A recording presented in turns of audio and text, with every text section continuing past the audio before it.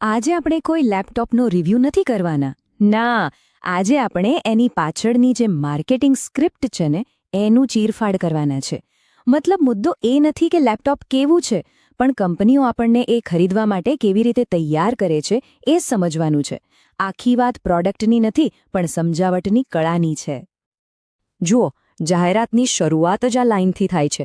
હજુ તો કોઈ ફીચરની વાત જ નથી કરી અને સીધું જ એક એવું વાક્ય ફેંક્યું કે જે બ્રાન્ડની લેગેસી અને ઇનોવેશન બંને એક સાથે બતાવી દે. સમજો, અહીં ખાલી પ્રોડક્ટ નથી વેચાઈ રહી, અહીં તો શ્રેષ્ઠતાની એક આખી વાર્તા વેચવાનો પ્રયત્ન છે. તો આપણે જે સ્ક્રિપ્ટ જોઈ રહ્યા છીએ ને, એ ખરેખર તો એકદમ પરફેક્ટ ઉદાહરણ છે કે કેવી રીતે બ્રાન્ડ્સ કોઈ પ્રોડક્ટની આજુબાજુ એક આખી દુનિયા ઊભી કરી દે છે. અહીંયા ટેકનિકલ ડિટેલ્સ કરતાં પણ વધારે જરૂરી એ છે કે એક મજબૂત ઇમ્પ્રેશન કેવી રીતે બનાવવી. ચાલો, તો આજે આપણે આ આખી સ્ક્રિપ્ટને 5 ભાગમાં તોડીને સમજીશું. પહેલાં, ભાવનાત્મક રીતે કેવી રીતે જોડે છે, પછી શક્તિ બતાવવા માટે કેવી ભાષા વાપરે છે, વિઝ્યુઅલ એક્સપિરિયન્સ કેવી રીતે વેચે છે, એમના માટે આદર્શ યુઝર કોણ છે, અને છેલ્લે ક્લોઝિંગ આર્ગ્યુમેન્ટ શું હોય છે. તો ચાલો શરૂ કરીએ પહેલા ભાગથી, ભાવનાત્મક જોડાણ. જોઈએ કે જાહેરાતની પહેલી બાર સેકન્ડમાં જ એવું તો શું છે કે આપણું ધ્યાન ખેંચાઈ જાય છે. હવે આ જો, નામની પસંદગી કેટલી મજેદાર છે. એને ખાલી બ્લુ કે વાદળી નથી કીધું, પણ ઇન્ટરસ્ટેલર ઇન્ડિગો. આ નામ સાંભળતાની સાથે જ એક પ્રીમિયમ અને ફ્યુચરિસ્ટિક ફીલ આવે છે, ખરું ને? આ એક જ શબ્દ પ્રોડક્ટને સામાન્યમાંથી સીધો ખાસ બનાવી દે છે. અને પછી આવે છે અવાજ. જાહેરાતમાં સિનેમેટિક બ્રામ જેવી સાઉન્ડ ઇફેક્ટનો ઉપયોગ થયો છે. આ એ જ અવાજ છે જે આપણે મોટી ફિલ્મોના ટ્રેલરમાં સાંભળીએ છીએ. જેવો આ અવાજ આવે, તરત જ એકદમ ડ્રામેટિક માહોલ બની જાય.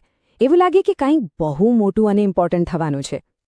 અને પછી બૂમ, સીધી કિંમત. એ પણ શરૂઆતમાં જ. આ કોઈ ભૂલ નથી હો, આ એકદમ વિચારીને કરેલી માર્કેટિંગ સ્ટ્રેટેજી છે. મોટાભાગે કંપનીઓ છેક છેલ્લે સુધી કિંમત છુપાવે છે, પણ અહીં તો રમત જ ઊંધી છે. પણ સવાલ એ છે કે આવું શા માટે? કેમ આટલી જલ્દી કિંમત બતાવી દીધી? કારણ કે આવું કરવાથી પ્રોડક્ટ શરૂઆતથી જ એકદમ પ્રીમિયમ અને કોન્ફિડન્ટ લાગે છે. જાણે બ્રાન્ડ કહી રહી હોય કે હા, આટલી કિંમત છે અને અમને ખબર છે કે એ એના લાયક છે. અમારે કંઈ છુપાવવાની જરૂર નથી. અહીંયા કિંમત એમની નબળાઈ નથી, પણ તાકાત બની જાય છે. ઓકે, તો હવે આવીએ બીજા ભાગ પર, શક્તિની ભાષા.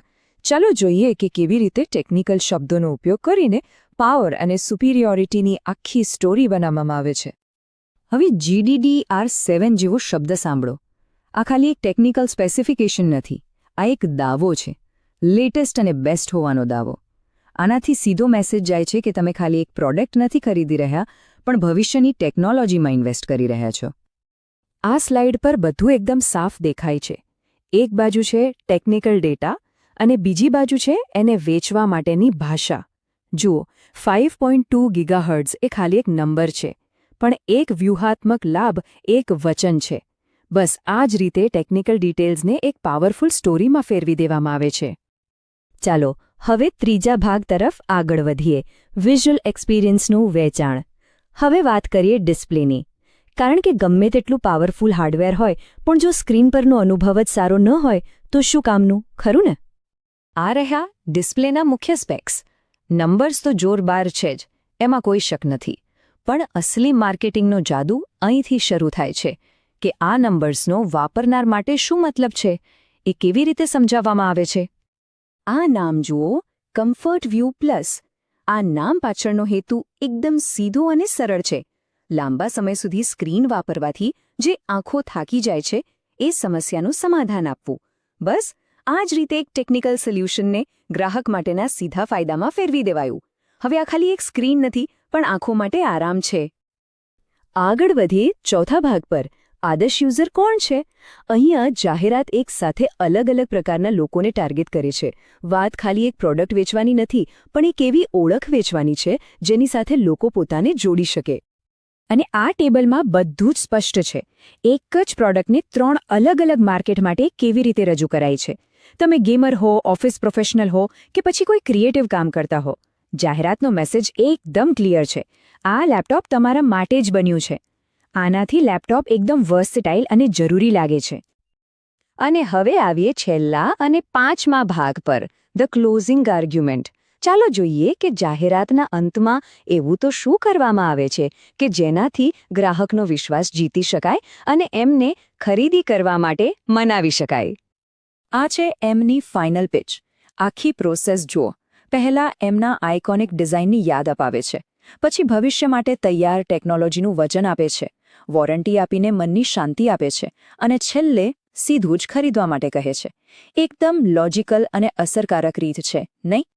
અને આ છે એમનું કોન્ફિડન્સ બિલ્ડર, 1 વર્ષની ઓન સાઇટ સર્વિસ.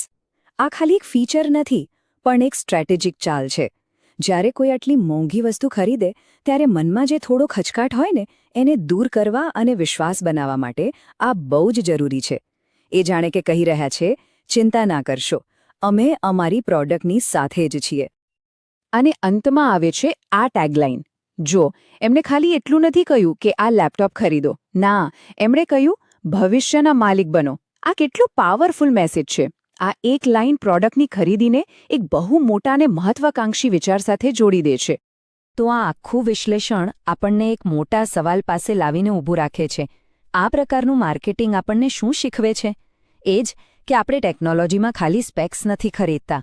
આપણે વાર્તાઓ ખરીદીએ છીએ, ઓળખ ખરીદીએ છીએ અને ભવિષ્યના વચનો ખરીદીએ છીએ. અને આ સમજ્યા પછી કદાચ આપણે રોજ જે જાહેરાતો જોઈએ છીએ એને થોડી અલગ નજરથી જોઈ શકીશું.